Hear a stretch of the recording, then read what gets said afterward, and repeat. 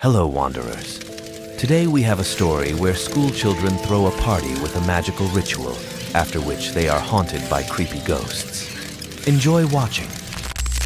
The film begins with the fact that the guy Cole is looking for his brother Duckett at a party. The search leads to a locked bedroom where he is sitting, scratched and as if drugged with illegal substances. Cole takes his brother out, bumping into the unhealthy interest of the other guests in the living room. They are filming what is happening on smartphones. Duckett sneaks up to him, and when his brother turns around, sticks a knife in his chest. After he goes outside and, without thinking twice, plunges the blade into his eye, right in front of the terrified guests. The story switches to the girl Mia.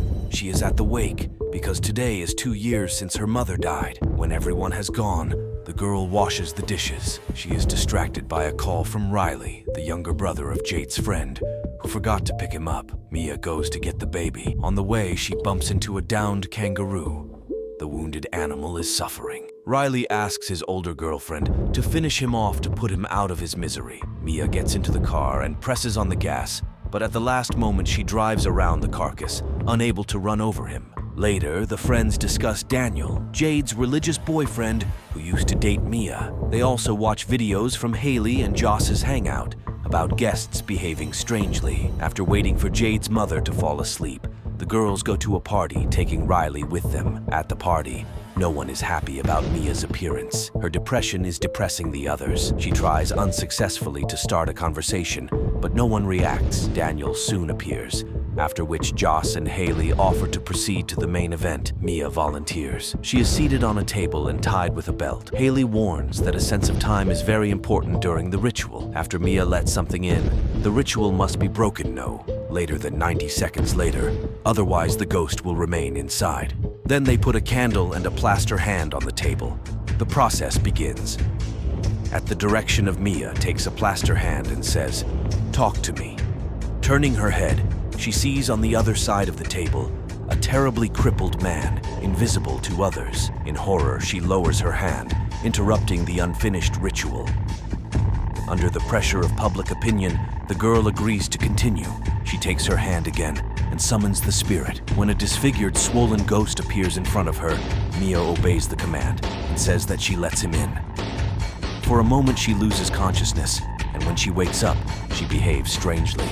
As if she is high, she laughs wildly in response to the laughter of teenagers, after which she points to the corner as if someone is there. The girl's eyes are shrouded in black, and she herself is burned like an obsessive. Finally, the spirit sitting in Mia warns Riley that the ghost has chosen him as his victim. Then the time comes, and Joss with difficulty takes away Mia's plaster arm from the repeating threat. Riley is scared to sleep alone at night. He enters his sister's room, but she drives him away. Then the boy goes to the living room, where Mia stayed overnight. She lets him lie down next to her on the couch. Mia talks about a recurring nightmare. She looks in the mirror and doesn't see her reflection, as if she doesn't exist at all. The girl says that when the spirit was inside, she understood everything, but did not control anything, like a passenger in a car. The conversation turns to the death of her mother. She accidentally took a large dose of sleeping pills and did not wake up in the morning. The next day, Jay arranges with Haley to have another party at his house as soon as his mother leaves. When Daniel comes to visit, the mother realizes that her daughter has planned a party and strictly forbids it, fearing that Riley may get drunk and Mia will smoke weed. In the evening, teenagers are crammed into the house. Joss says that the cast hides the real severed hand of a medium who communicated with ghosts. Daniel wants to summon the spirit first. The process is not going according to plan. The ghost that has possessed him turns out to be too lustful. When a bound teenager falls down with a chair, a dog runs up to him and licks him, to which he responds with a kiss. At the right moment, the teenagers take their hand and blow out the candle, closing the ritual. Daniel asks the audience to delete the video, but they laugh and rush to publish it. To avoid further problems, the young people put the dog out the door and call the ghosts in turn, trying to fill the shining void inside with them. Even the departed Daniel eventually returns to the paranormal experience. However, when Riley wants to try, his sister forbids him. Mia asks to be allowed at least for 60 seconds, but her friend is adamant. As a result, she is called a bore and, offended, the hostess leaves. Taking advantage of her absence, Mia allows Riley to join for 60 seconds. The joyful one takes the plaster hand and says, "Talk to me." At the last moment, the boy does not want to continue, but Mia persuades him. It turns out that the spirit who visited them this time was the girl's mother. Through Riley, she apologizes to her daughter. When the time comes, Mia asks to extend the session to talk to her mother.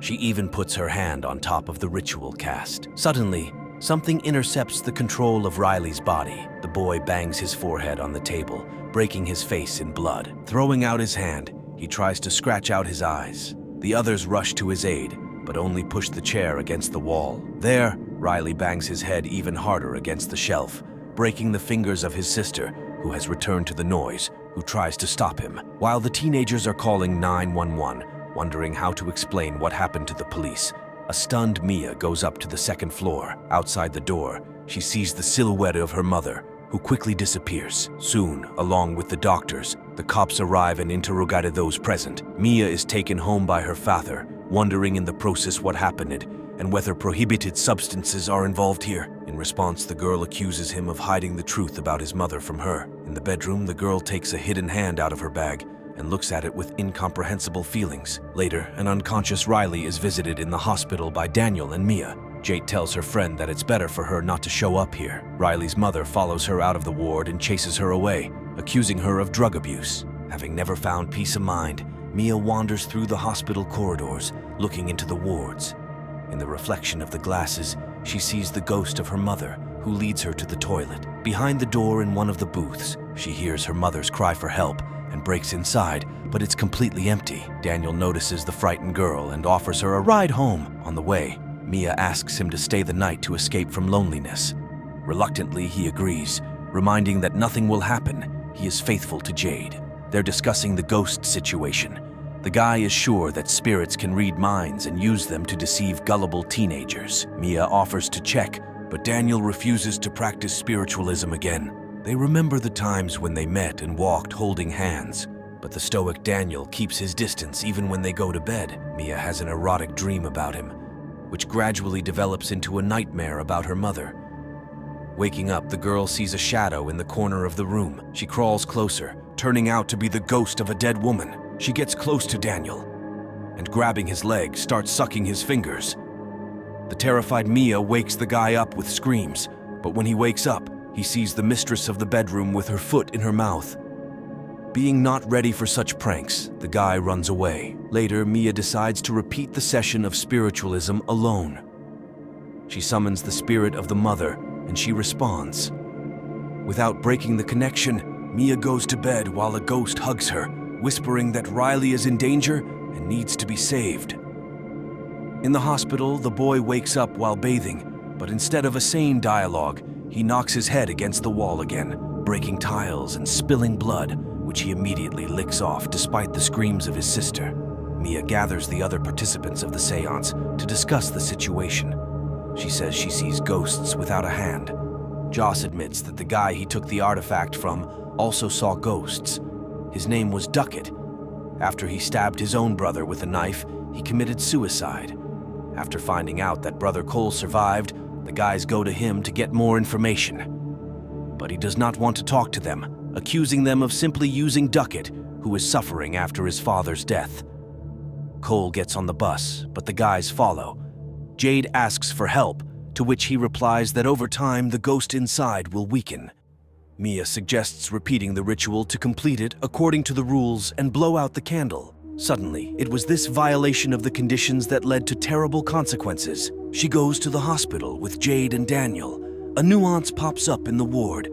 Being in a coma, Riley can't say the cherished words. Then Mia decides to call Riley herself, but a little girl appears to her instead. When asked about the fate of the boy lying in a coma, the ghost agrees to demonstrate what is wrong with him. Having moved into Mia, he shows her the terrible tortures from hell, where Riley's soul languishes. Mia returns home upset.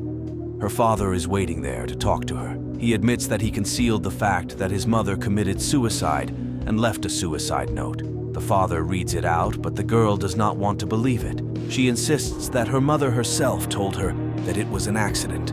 Stunned, Mia goes to her room to talk to her mother's ghost. She warns that evil spirits are pretending to be her father in order to confuse her and cripple her in the same way as Riley.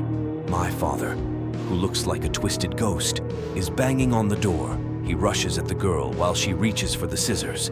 She does not notice that at this time her real father, who was sitting in the living room, comes into the room at the noise. When he sees his daughter lying on the floor, he bends over her and gets hit in the neck with scissors. Jade at the hospital receives a call from Mia. She asks to come urgently as she has found a way to save her brother. The girl agrees, not knowing that this is a trick. Mia watches in the parking lot as she leaves, then goes to Riley's room. The boy's mother finds her there. She apologizes to the teenager for the accusation of drug use. Mia asks permission to sit with Riley alone. When the woman comes out, she sees a terrible ghost instead of the boy.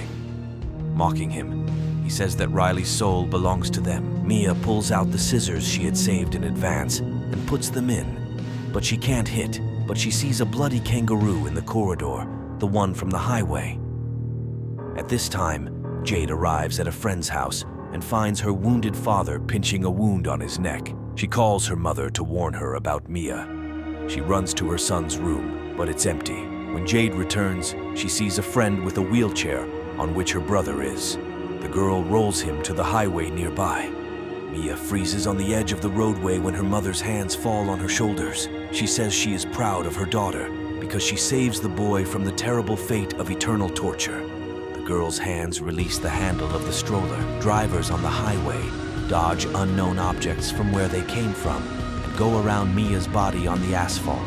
The girl slowly rises, looking at the car stopped nearby. Jade is sitting on the side of the road, hugging Riley. Mia approaches them, but suddenly finds herself in the hospital corridor, battered after a fall. She wanders past the wards, looking into each one until she finds Jade. She is sitting with her brother, who is noticeably better. Terrified, she runs after her father, but he hides in the elevator until the light in the corridor finally goes out, leaving Mia in pitch darkness. Suddenly, she notices a small light in the darkness and slowly walks towards it. The light source turns out to be a candle on the table. In its nervous, trembling light, an outstretched hand is visible. Mia shakes this hand and suddenly finds herself at a table at a party. The man opposite, holding her hand, excitedly says, "I'm letting you in," what she herself had told the ghosts more than once. Mia's face shows the realization of what happened, and an impenetrable darkness covers the screen.